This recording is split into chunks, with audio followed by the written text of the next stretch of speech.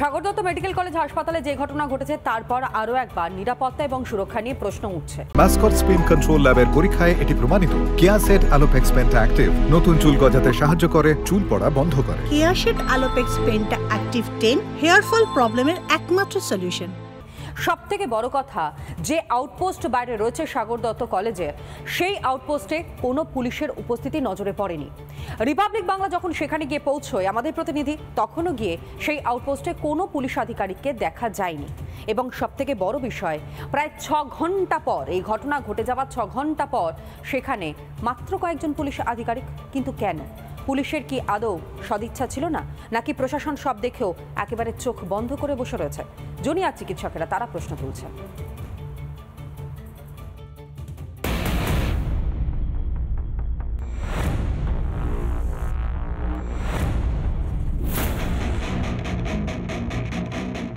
রোগী মৃত্যু ঘিরে তুলকালাম সাগর দত্ত হাসপাতালে। শটান হাসপাতালে ঢুকে স্বাস্থ্যকর্মীদের ওপর হামলা মৃতের পরিবারের।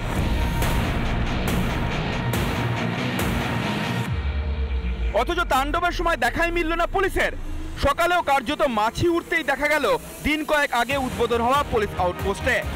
এই পুলিশ আউটপোস্ট কিন্তু খুব বেশি দিন হলো তৈরি হয়নি, একেবারে নতুন উদ্বোধন করা হয়েছে এই পুলিশ আউটপোস্টের, যেখানে এখনো পর্যন্ত বিভিন্ন ধরনের যে সাজানোর জিনিসপত্র সেগুলি কিন্তু এখনো পর্যন্ত লাগিয়ে রাখা হয়েছে। বোঝাই যাচ্ছে যে এটা কিন্তু একেবারে নতুন পুলিশ আউটপোস্ট, যেটা নতুন তৈরি করা হয়েছে। কিন্তু সেই নতুন পুলিশ আউটপোস্টে পুলিশের ভূমিকা একেবারেই নেই। আর্জি করে হামলার রাতেও দেখা মেলেনি পুলিশের। নিরাপত্তার দাবিতে কর্মবিরতিতে যান জুনিয়র চিকিৎসকরা, তারপরেও টনক নড়েনি। সুরক্ষা নিয়ে প্রশ্নে ফের একবার ডাহাফেল পুলিশ। রিপাবলিকের লাগাতার খবরের জেরে 6 ঘন্টা পর সাগর দত্তের আউটপোস্টে আসেন এক পুলিশ আধিকারিক। বারবার প্রশ্ন করলেও মুখের ওপর দরজা বন্ধ করে দেন তিনি। বলছি, পুলিশ আউটপোস্ট কেন বন্ধ রয়েছে বারবার? আমি বলতে পারবো, প্রশ্ন উঠছে স্যার, কি বলতে পারবো না। আধিকারিক রয়েছেন পুলিশ পোস্ট থেকে, তিনি বেরোলেন। স্যার একবার প্রশ্ন করার চেষ্টা করব, একবার কথা বলার চেষ্টা করব। স্যার, পুলিশ আউটপোস্ট কেন বন্ধ ছিল স্যার? একবার আমি এইমাত্র এলাম। কেন গতকাল থেকে তালাবন্ধ অবস্থায় পড়েছিল স্যার? কেন গতকাল থেকে তালাবন্ধ অবস্থায় পড়েছিল স্যার পুলিশ আউটপোস্ট? কি ভূমিকা পুলিশ আউটপোস্টের?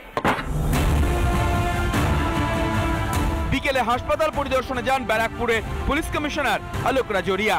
তাণ্ডব ঠেকাতে এসওপি তৈরির কথা বলেন সিপি। 4 জনকে অলরেডি আমরা অ্যারেস্ট করেছি। তাছাড়া সিসিটিভি ফুটেজ কালেক্ট করা হয়েছে। অ্যাক্সেস কন্ট্রোল, কে কোথায় কত পর্যন্ত যাবে সেটা সুনির্দিষ্ট করলে ওটা হেল্প হবে।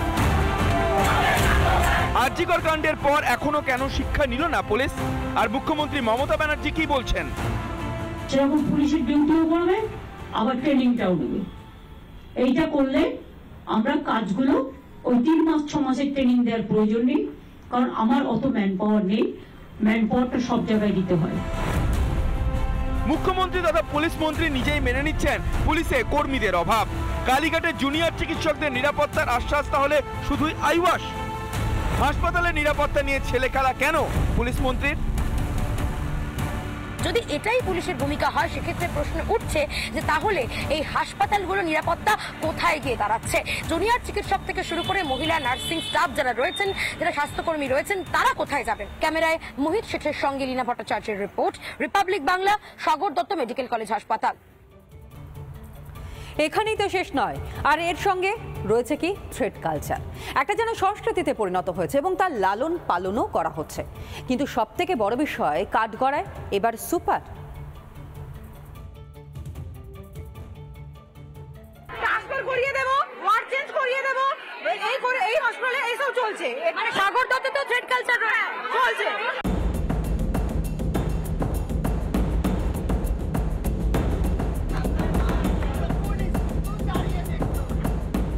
স্বাস্থ্য ব্যবস্থায় রমরমিয়ে চলছে হুমকি সংস্কৃতি।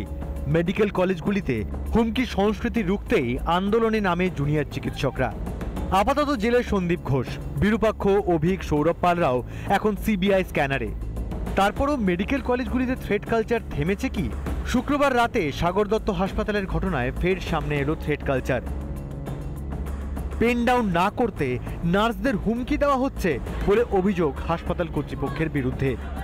আমাদেরকে এটাই বলা হচ্ছে, থ্রেট দেওয়া হচ্ছে যে আমরা যেহেতু গভর্নমেন্ট এমপ্লয়ি, আমরা পেন ডাউন করতে পারি না, আমরা মানে মানে কর্মবিরতি করতে পারি না, আমাদের অথরিটি এটা আমাদের থ্রেট করছে। এটা সহানুভূতির বদলে সুপারের কাছ থেকে হুমকি মিলছে বলে অভিযোগ করছেন আক্রান্ত চিকিৎসক ও নার্সরা।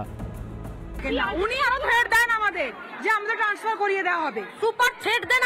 হ্যাঁ, থ্রেট দেওয়া হয় আমাদের যে আমরা ট্রান্সফার করিয়ে দেওয়া হবে, এটাই আমাদের থ্রেট দেয়। ট্রান্সফারের মতো থ্রেট দেওয়া হয়? হ্যাঁ দেওয়া হয়। বুকে রেড কালি পড়বে, এটাও থ্রেট দেওয়া হয়। আমাদের যে সার্ভিস বুক তাতে রেড কালি পড়বে, এটাও থ্রেট দেওয়া হয়। ঘটনায় প্রতিক্রিয়া দিয়ে দায় সারলেন সাগর দত্তের এমএসভিপিও। আরজি করের ঘটনার পরবর্তীতে বহু লোককে বহু জায়গায় এই হুমকি দিতে শোনা যাচ্ছে।